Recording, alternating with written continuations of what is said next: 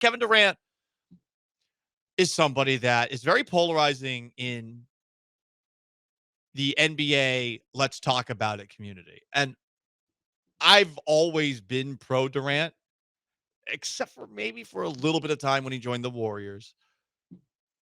The guy loves the sport. Like the complete opposite of a Johnny Manziel or Jamarcus Russell or some of these guys who you clearly can tell they were here just to cash checks and have a good time. Durant is obsessed with basketball on perhaps an unhealthy level.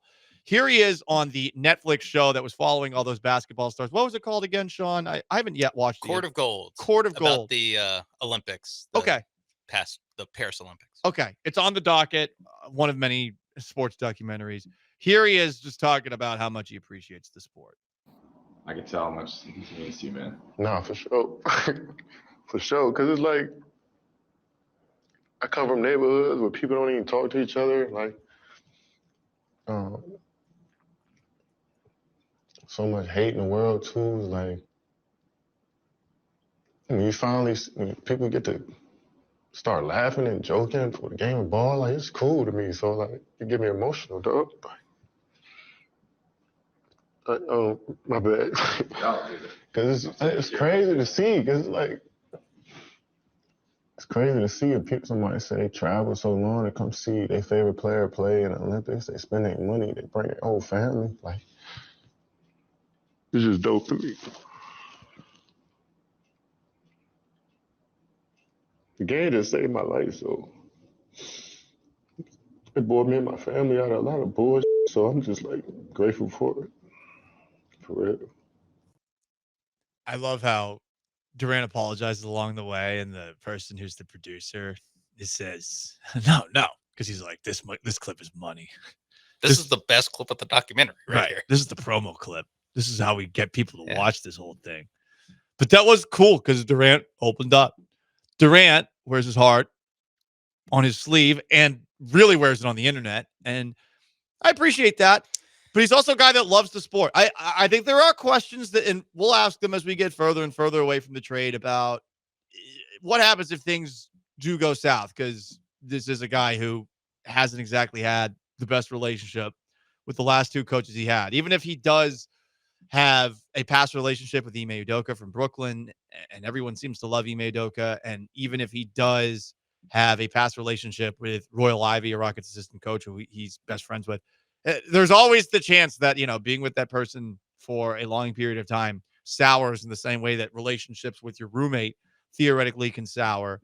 But I do love hearing the way that he talks about the sport, because I think that it can only be a good influence on a Rockets team that I think has a lot of players with a lot of good habits. Like a lot of players, and maybe this is just what the NBA is becoming, a lot of players who just seem to be on the straight and narrow and know how to actually be professionals. It definitely varies, and we'll talk about some of the players coming up in the draft, Sean. OKC, you're right. It is, all those guys are like almost too nerdy. I'm like, hey guys, crack a Michelob Ultra. You just won the championship.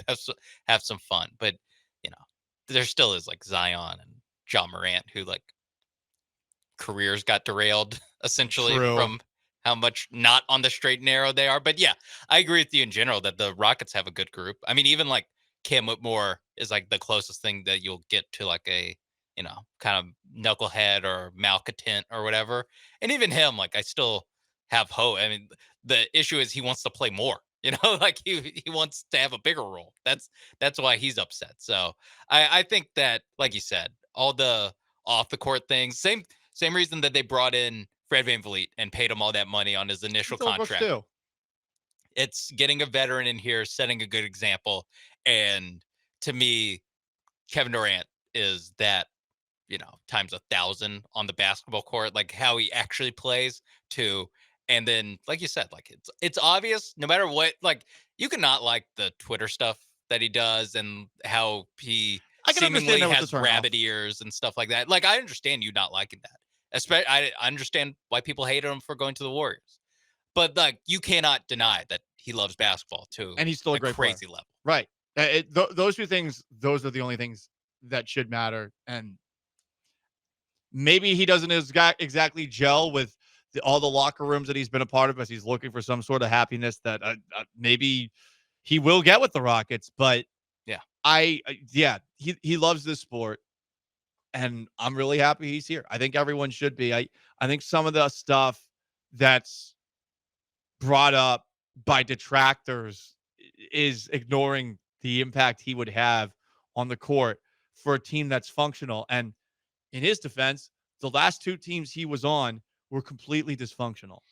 Both the Suns and just how they're run, and the Nets with the Kyrie Irving situation, with just who James Harden is. Yeah, and then Harden getting hurt in that playoff run. Like, they look pretty good. That 21 team, like that, they look good for a second. They could have won the championship even with Kyrie Irving hurt. They took the Bucks to 7. They had hobbled James Harden out there. Like, honestly, the James Harden gained a lot of respect from me just in that series, just being out there. He didn't really play that well, but he was obviously hurt and gutting it through.